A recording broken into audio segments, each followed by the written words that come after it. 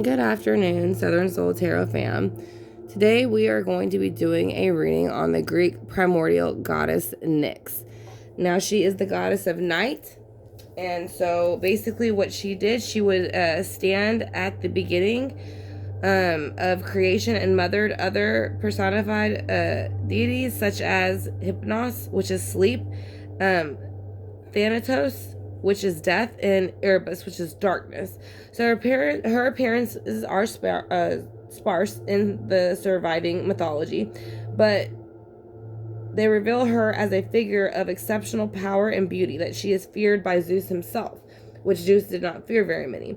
So when you look up her parents' name were Chaos, and then her sibling and consort was Erebus. It also says she had 14 children.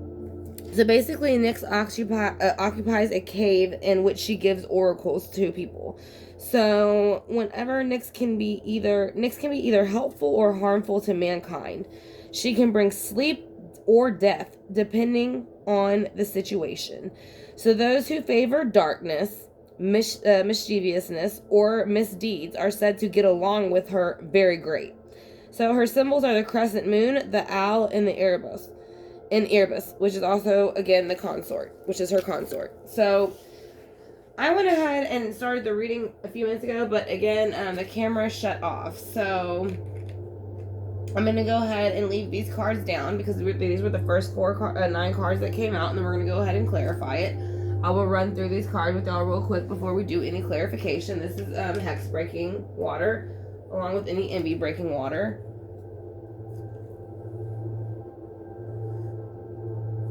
And I do apologize, the camera cut off on the first 9 cards, but we'll go ahead and finish clarifying and get our oracles.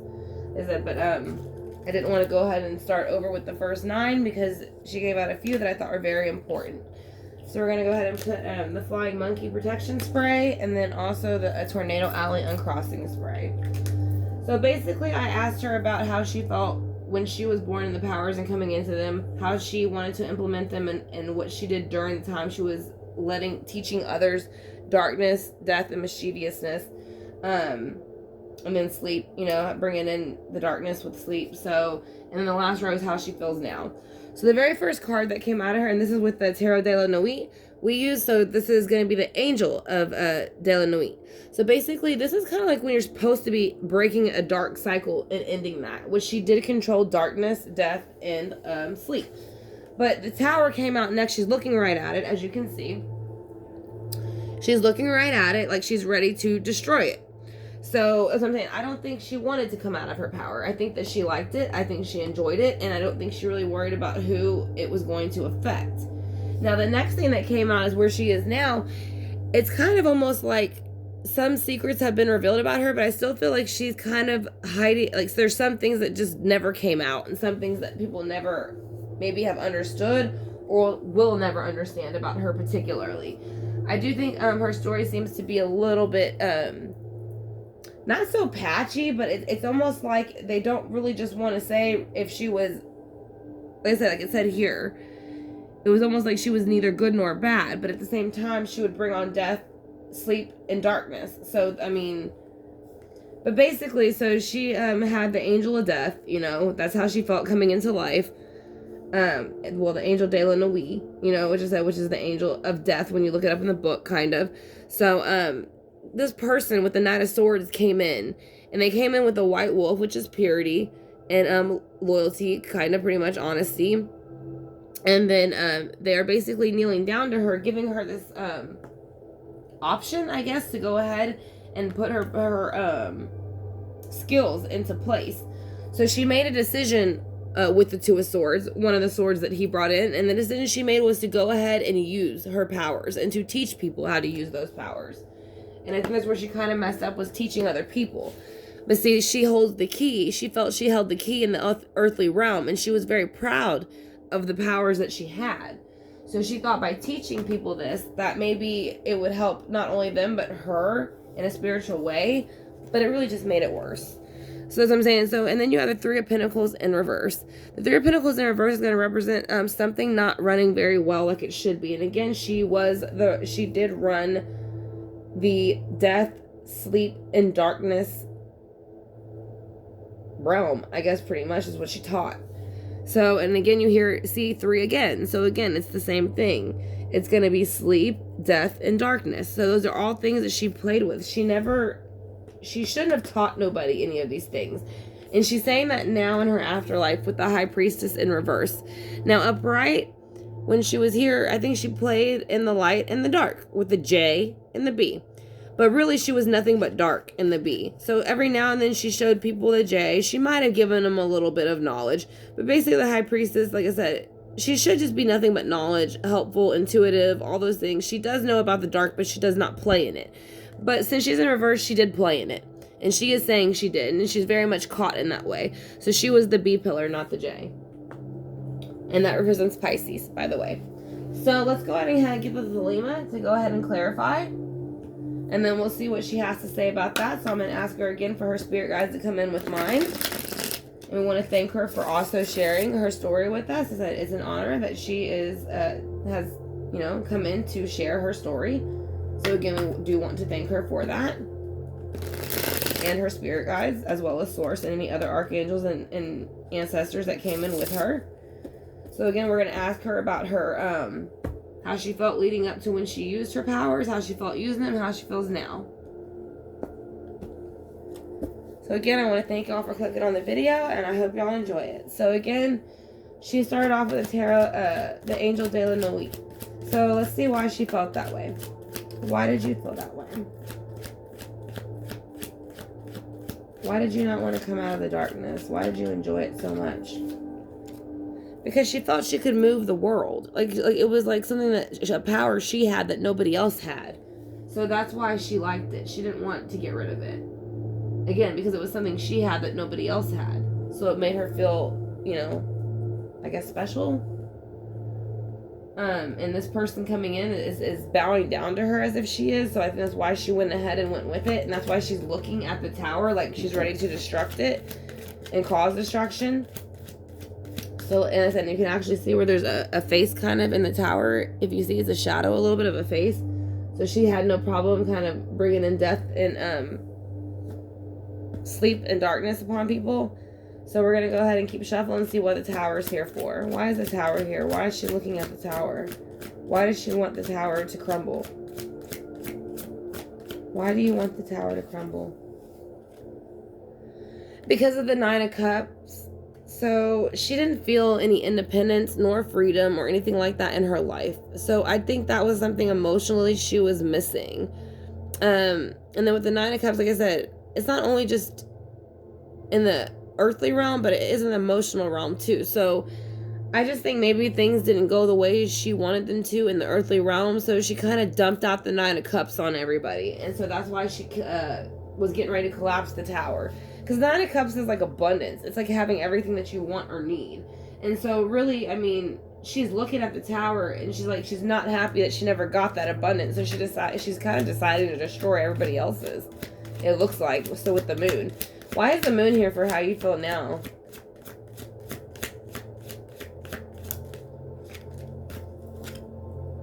Because the moon is here again. So the moon's on the moon. So secrets on secrets are being illuminated. And so she knows that now. So she knows pretty much she's kind of being, not outed, but like being a little bit more exposed for her behavior than I think she would have liked. I think she took it at first that she was helping, but then she realized very soon as she got more into it, that she was doing the wrong thing, but she had already went too far into it. So that's why she didn't come out of the darkness till she went to the next realm. So let's see who the King of Swords is and why did he come to you and convince you that this was the best choice for you to make. Because you do have the 2 of Swords across and he has a sword, so you did make a decision. And then you dumped out the cups based on it. So why? Because of the 6 of Cups. So somebody from her childhood, or this person came in maybe using their childhood excuse as a reason to get help from her. And I don't think she had a great childhood. Again, the 3 of Pentacles is in reverse. So it's like running like it's not running like a well-oiled machine. Again, representative of the death, the darkness, and also sleep that she was able to possess. So I think they kind of came to her with a woe story, to be honest. And that's kind of why she decided to go ahead and start teaching people how to do it. So that way they didn't have to feel the grief that she did, but I don't think she realized what kind of karma was going to fall back on her at that moment. So why is the Two of Swords here? Why is the Two of Swords here? Because of the King of Swords. So yeah, the Knight came in. He helped her make, he offered her, you know, brought her a thought offer, and she went ahead and made that decision. So, with the King of Swords in reverse, I don't feel like, I feel like there was a guy somewhere around that was much like an authority figure over her. So I do think that she did do what, you know, she wanted to do in the earthly realm, but I just feel like she still, like, kind of answered to somebody a little bit. It might have been this Knight of Swords who came in, who kind of acted like it wasn't that big of a deal when it came in, but once he got her where he wanted her, he went into the King of Swords in reverse. So it's kind of like he got her to keep doing it, you know, to the point with the King of, where she's in the Queen of Pentacles. She said she felt like she was in the Queen of Pentacles, which means she would have felt like she ran the earthly realm with the King of Swords in reverse, but he's reversed, she's not. So again, I do think it was his idea, but I think she went along with it. So that's why she's upright. So she was okay with it, going along with it. And the reason I also said it too is because the Page of Cups is coming in. So whenever she went along with it, she realizes now it was a very young and naive and unemotional thing to do. So let's go ahead and see why the Three of Pentacles is here in reverse.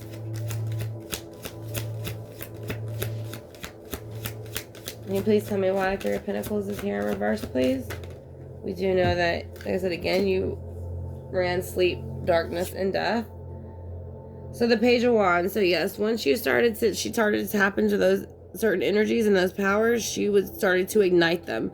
So this is when she was coming into this energy of going ahead and using them, using the powers and learning or teaching others how to use them with the action. So again, it's a very immature decision she made, I think, by doing that, because you know, you're hurting other people by you know, it's not their free will. You're doing it. So you can't go against others' free will with darkness. You just can't do that.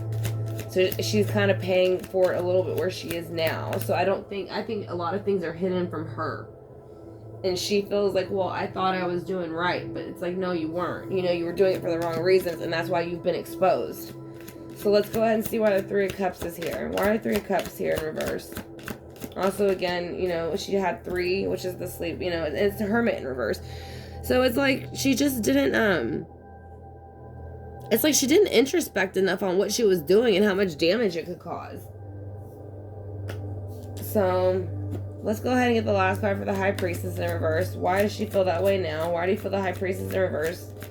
Do you regret anything that you did? Or are you just upset because people kind of know the things you did were not? She's kind of, she's saying the King of Wands.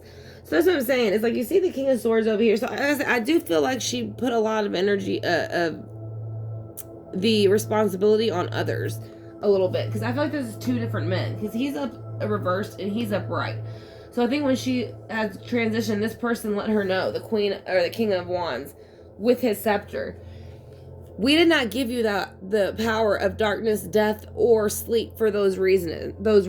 It was for you to use them for other reasons, and you misused them. So now you will have to answer to the King and to Source for your behavior, because everybody will have to when it becomes time to. So, and that's what she did.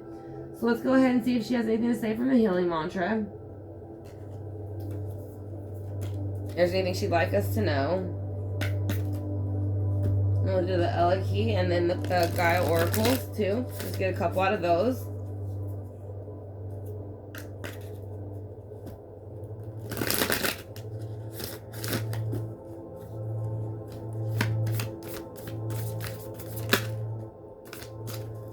Alright, so let's see what this one says.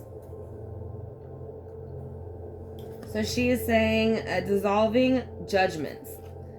I don't have to like the actions of others in order to love my journey. So, even though I think she knows she shouldn't have done it, again, I don't, because the moon is on the moon here. And she's still the Queen of Pentacles upright, even where, because she felt like she ran the earthly realm. I said, even though she's been exposed for the darkness she played in, I don't think she cares. Like I said, because it's dissolving judgment. So anything that people thought about her behavior, she didn't really care. Like I said, so, but again, karma came back at the end for her. It always does. I don't have to like the actions of others in order to love my journey. And again, that's what I'm saying. She would cause death and sleep and brought in darkness on people who she felt didn't do her right or whatever. So it's saying that you don't have the right to do that. So she's saying basically that she needed to dissolve her judgments against others and not do and act on it the way that she did. So let's go ahead and get one card out of here and see what she has to say about that. And then we'll do one of the Mother Gaia Oracle ones. And then we'll do the singing bowl and some sage. And again, I want to thank y'all for clicking on this reading, and I hope y'all enjoyed it.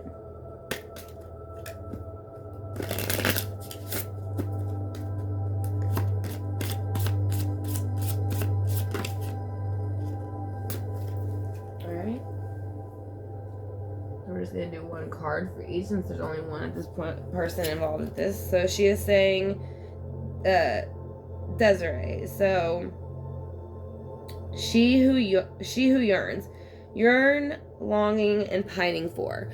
So maybe she's maybe that's part of the reason she behaved the way she did, because of desires, and you know, she had yearnings for certain things and longing and desire for them, but it just didn't go the way she wanted it to. Or maybe that's how she's looking at it now, that she shouldn't have behaved that way, and if she could go back and change it, she would. I feel like she has a bit of regret, but not much. Not very much. That's what I'm saying. It's like the only regret she has is teaching the people who took it too far. But I don't think she, like I said, she doesn't regret having the power herself. I mean, you know, she was born with that. So she didn't go looking for it. Where some people who play in the darkness, you know, do. So that's the difference. She just had the choice with the Two of Swords to go to the dark or go to the light. And she stayed in the dark because these men energies seemed to be around her a lot. It did say she would meet people and guide them. So, you know, I'm sure there were quite a few men involved in that journey. So she could have just taken advice from the wrong people. It did say she was very much human-like too.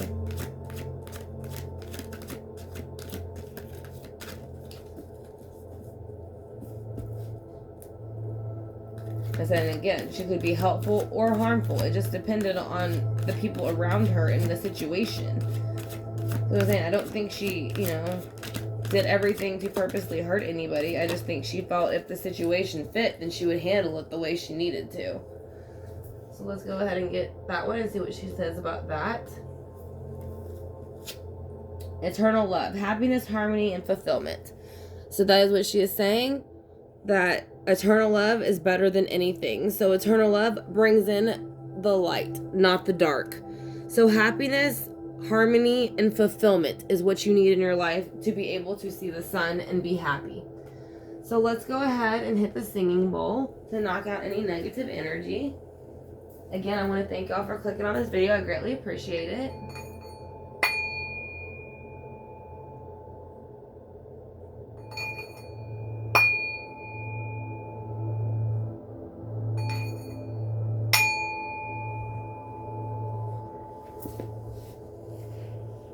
Alright, so now we're going to burn a little bit of sage with Palo Santo in here, so just to knock out any negative energy.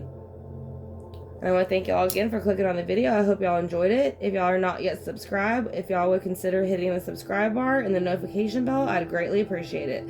I said it will let you know in the future when I upload videos like this or when I go live for readings like this. Like I said, and then we also do donation and free readings at certain points, and then we have our 4,000 sub celebration coming up, which will be basically alive with free readings and giveaways. So if you're interested in being a part of that, if you, like I said, if you hit the subscribe bar and notification bell, it will let you know whenever that live starts in the near future. So I want to thank y'all for joining me for this reading. I hope that y'all did enjoy it. I'm going to spray just a little bit of Palo Santo water in the air to knock out negative energy. And I will talk to y'all soon. Y'all have a great afternoon, Southern Soul Tarot, and I will see you soon. Love and light.